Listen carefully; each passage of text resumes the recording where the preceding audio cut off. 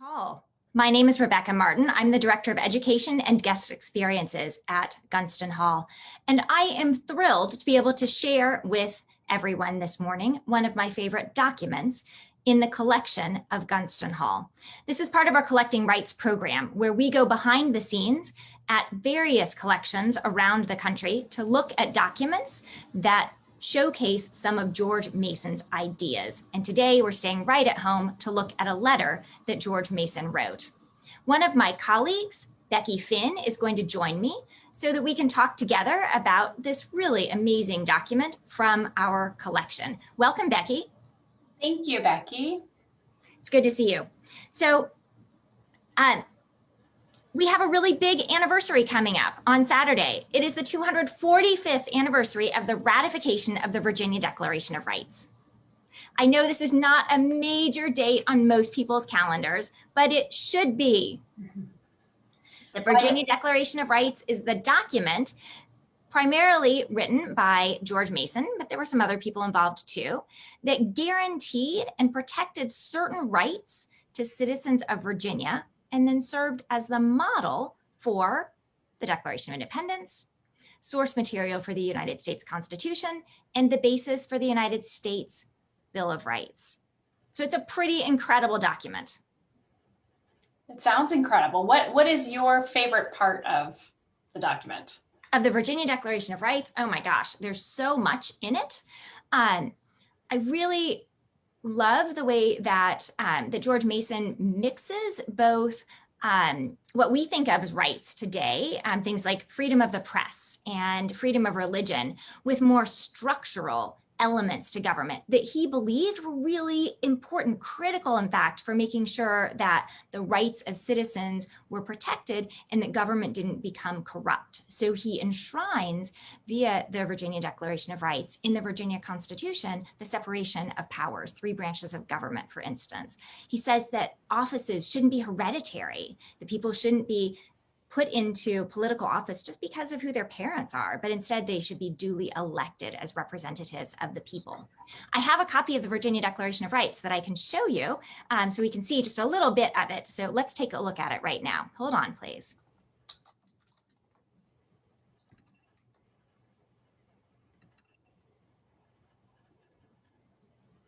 All right. Now, are you seeing it? I don't know that it's coming up.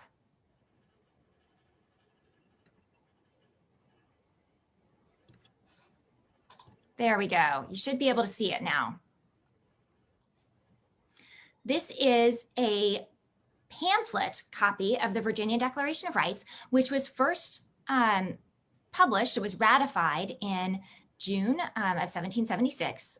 And this is one of the copies then that was printed and distributed to people so that they could see what their brand new government at the 5th Virginia Convention had agreed to. And so we can see it's divided into articles, and I have just the very beginning of it here. It starts with really stirring language that all men are by nature equally free and independent and have certain inherent rights, of which, when they enter into a state of society, they cannot, by any compact, deprive or divest their posterity, namely the enjoyment of life and liberty with the means of acquiring and perfecting and possessing property and pursuing and obtaining happiness and safety. It's a pretty aspirational introduction, saying more what George Mason and his fellow delegates hoped would be the case than was actually the case, as at that time we all understand there were a lot of people enslaved in Virginia. The idea is that they believed there were certain natural rights, and they were struggling, we know from the debate, with this question of what about those people we're keeping in slavery? And they did, much to our dismay, decide in some ways to put that off. And they did that by inserting into this little bit that says when they enter into a state of society. That's a whole nother topic for another day. It's really important, and so we should come back to it in a subsequent program. But what I want to do right now is to move on to the real document I wanted to share. This is the one that we're we are focusing on, we're commemorating on Saturday, but I want to showcase something that is in our archives. And this is a letter written by George Mason at the very end of the Revolutionary War. So he wrote the Virginia Declaration of Rights at the very beginning of the war. And here we have this document, this letter at the very, very end. And so I want to just show you what it looks like physically, and then we can dive into what it actually says. So this is the front and the back. The way that people wrote letters during this time, this was before envelopes had been invented. A little bit crazy for us to consider, pre-envelope. And so people took these big pieces of paper, they folded them in half, and on one side, they started writing their letter, and then they opened it, they wrote continued on the inside, and then on what we might think of as the back, after they folded it up and sealed it with sealing wax and dripping hot wax and then pressing a seal, we can see the little bits of the seal remaining in a few places. Then they wrote the address. And so the physicality of this is, I think, pretty cool. Do you have any questions about what you're seeing? This letter is incredible. And I just wanted, you talked about the physicality being the coolest part. Is there anything else that stands out to you about what makes this letter special? So much. Well, let's look at the next part of it. So here's the inside, and we can see George Mason's signature, and that's a pretty great thing to see over on the side. We get, of course, to see his handwriting, the way that he writes things. But if we go, and let me just go through a little bit more quickly. I put in, where did I put, there we go, right down here. If you look in the very bottom corner, you can see someone's fingerprint. And that, we believe, is George Mason's fingerprint, that he got a little ink on his fingers and left behind this impression. And that's really, really rare. It makes this extra sort of special and fun to have this remnant of George himself right here on this document. So for me, that makes this a really, really, really amazing letter. But the contents is pretty cool too. So let's go to the very beginning of it. We can see from the heading that George Mason wrote this at Gunston Hall. It starts out, "Dear Sir, Fairfax County, Gunston Hall, May 6th, 1783. So he's writing this at Gunston Hall on May 6th in 1783, which we know is right at the very end of the Revolutionary War. And then he starts off by talking about things that are super timely. He says, and he's writing this, by the way, to his friend and colleague, Henry Tazewell. He says, "I congratulate you most sincerely upon the establishment of American liberty and independence." So he's celebrating the war is over and we've won. And then he says, "Happiness and prosperity are now within our reach, but to attain and preserve them must depend upon our own wisdom and virtue." And I really love the way he's setting this up. He's saying, we won the war, but we're not done yet. If we don't act in a way that is going to be appropriate for this new world we've created, we're not going to be successful ultimately. So you mentioned the name Henry Tazewell. Mm-hmm. Who is Henry Tazewell? Henry Tazewell is somebody history hasn't really paid a lot of attention to. He was another member of the legislative bodies. So he was, again, a colleague of George Mason. He was based in Richmond, and he's someone who just held political office at various points. And so he was someone George Mason corresponded with. George Mason was a voluminous correspondent. He was in touch with people throughout Virginia for his entire adult life, and people outside of Virginia too, but especially Virginia, talking about politics, talking about ideas, talking about business. And this is a really good example of the way that George Mason conducted himself. He starts off with these big ideas, and we see these ideas of liberty, independence, happiness, and prosperity that we just heard about in the Virginia Declaration of Rights. He repeats those in this letter. And then he goes on to talk about the legislature. In the next sentence, he says, "It behooves the assembly to revise many of our laws, to abolish all such as are contrary to the principles of justice, and by a strict adherence to the distinctions between right and wrong for the future, to restore that of confidence and reverence. We can go on. So he's got these big ideas. And then he talks about the legislature in pretty lofty terms. And then he gets into more detail about what should they be doing specifically. And then he ends it with some personal business. So this is the way that George he was just constantly talking about business and about ideas and politics with all the people with whom he interacted. They were all colleagues politically and also business associates. And why was George Mason so concerned about how Virginians dealt with the end of the war? Well, there was a lot going on at the end of the war. We had lots of debt that we needed to deal with, and this letter talks about that to some degree. But he was also really concerned that the new United States and Virginia was in some ways more important to him than the new United States. At this time, he really thought of himself as a Virginian rather than as an American. He was worried that they not fall into what he saw as the bad behavior of the British government. He believed that the British government had a good system, but it had fallen into corruption because there were not enough limits on the power of people in government. And so the Virginia Declaration of Rights, that document that he wrote at the beginning of the war, was mainly its main goal was to put limits on people in power to make sure that government didn't become corrupt and therefore trample upon the rights of individual citizens. And so here he's starting to talk about the same sort of thing, that he's concerned that we make sure that we have laws that are just, laws that distinguish between right and wrong, that our government in Virginia doesn't go down that path of corruption, that there's no way that it can become corrupt.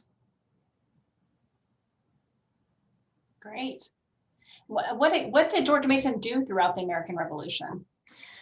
Yeah, Mason was one of the leading thinkers behind the revolution. And in fact, we might say that most of his importance was before the revolution, but we could have a good argument about that. Was he more important before, during, or after? Because he was really influential in all of them.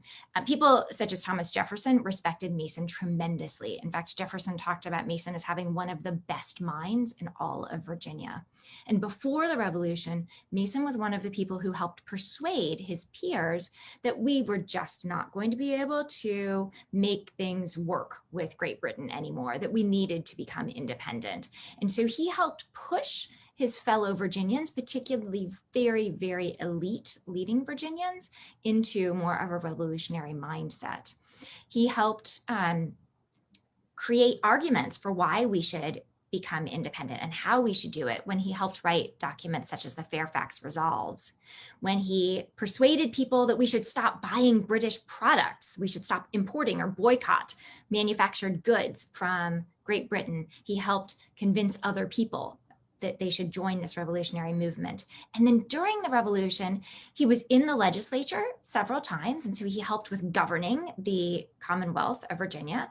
But he also was really important in making sure that the military part of the revolution was going well. So not just the political part and the ideas part, but also the military part. He helped make sure that supplies got to the Virginia militia, the people who went from Virginia to the Continental Army. And without food and without clothing, without gunpowder and weapons, they simply wouldn't have been able to be successful. So that role of supplying the troops was absolutely essential. Thank you. You're welcome. You want to see some more of the document? Yes, please.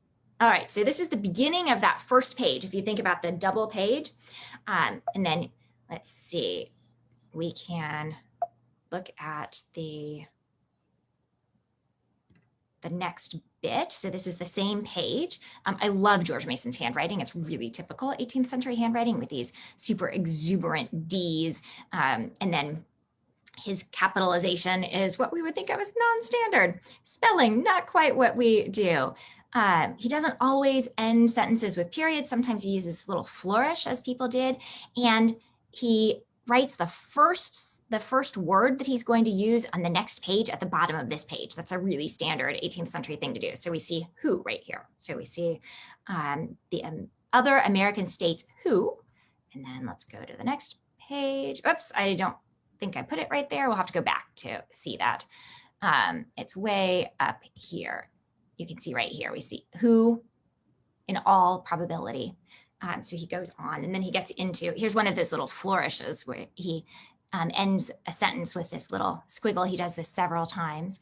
It's, again, a really standard way in the 18th century of doing, of ending a sentence or a paragraph. Some people were a little less elegant and they just did a dash, but I like George Mason's little squiggles. And then we can see over here, we've got his closing, his signature. You can see a little bit of the seal. And then we have a note that was placed on this. That style of handwriting is from the early 20th century. So we see that this says in pencil, George Mason autograph letter signed, presented to the Regents of Gunston Hall. So it was given to what is now the museum. And that was in 1941. So that's a kind of cool thing to see. I can show you a bit more about the, we can see the seal with a little more detail there and George Mason's signature, some flourishes in his handwriting. And we can see the address. So this is where he sent it to, he wrote that this should go to Henry Tazewell, and he's sending this through someone else. The postal system that we know today didn't exist yet. And so he's sending this via his acquaintance, Mr. Henderson. And so he writes here that it's going to Henry Tazewell by favor of Mr. Henderson in Richmond. What happened in 1783 to cause Mason to write this letter? So fantastic, the Treaty of Paris. The war is over. So this was just such exciting news that that the war really was going to end. It was a long 7 years of fighting, and this day was sorely sought after by people who were just weary of fighting, but also people who wanted to move forward with our country. George Mason was keenly aware of what he considered his responsibility to people of the future. He talks often about posterity. We saw that in both the Virginia Declaration of Rights and in this document. And he wrote in one of his documents that he believed that what he was doing, the work he did was for the millions yet unborn. I love that phrase as he's thinking so far ahead, and that he wanted in 1783 just again to be done with fighting and to get on to the work of creating a system of government that would allow people to have the kind of life he thought that they should. Now, from our perspective today, that was a really limited vision. It was a life for only people who were like George Mason, people who were in his family, people who were in his social circle. He was interested in expanding voting opportunities to people who had not traditionally had the right to vote. But his vision for who should be a full-fledged citizen is very different from ours. We are much broader in the way that we think about to whom should all these rights apply. I believe that George Mason's work really did serve the millions yet unborn because it created a platform or a foundation on which we could build, but we were certainly not anywhere near where we today believe we should be in 1783. It's a little disappointing for us to look back and see how limited, in fact, people like Mason were in their vision. Thank you. You're welcome. So there's lots more available on our website if people are interested in finding out more about George Mason's ideas, about the people who lived at Gunston Hall, about the people with whom George Mason interacted. And so if people want to go to www.gunstonhall.org, they can delve much more deeply into any of these topics. People are welcome to make appointments to see items just like this in our research library and to come do research. I also want to mention that we exist from donations, and that if people have enjoyed this kind of program and the programming that we've done in the past, they want to support other events that we do, we would love to have their donations. People may donate by going to www.gunstonhall.org/donate. Do we have any questions submitted through Facebook? Let me check.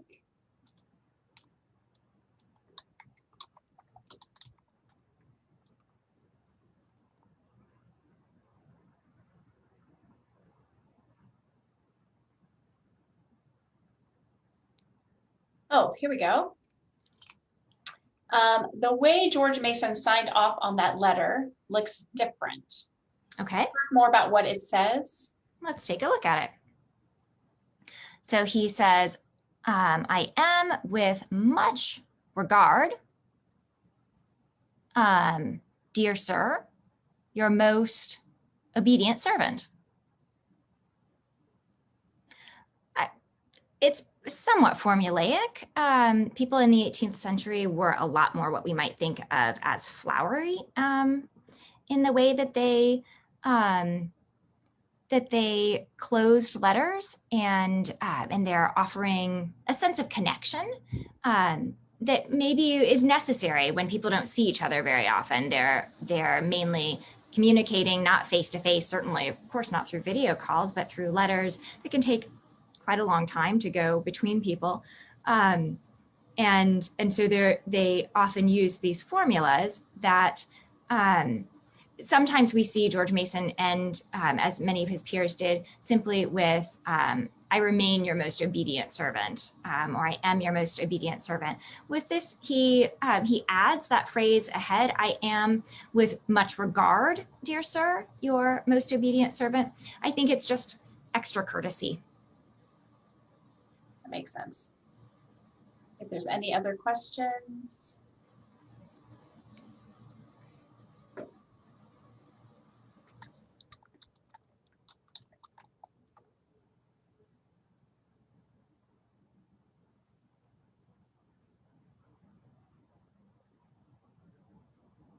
Well, I know, Becky, you don't get a chance to hang out in the archives nearly as much as I do, and you don't get to see some of these really cool documents. So I'm thrilled to be able to share this with you right now. Yes, I think this is really special. Loved seeing it. It's fascinating to see, and I love the fingerprints. That makes it really special. It does. And I should draw attention because I'm a paper geek. You can even see the laid lines in the paper. This is beautiful quality paper. Mm-hmm. So really, really, really special document. And I'm thrilled again to be able to share it with everyone. Well, I hope you have a great rest of your day. And thank you to everyone who has been watching, and let us know if you have other questions about this document, about anything else related to George Mason, to Gunston Hall, to any of the other people who lived at Gunston Hall. And we hope to see you online at one of our programs or in person sometime soon.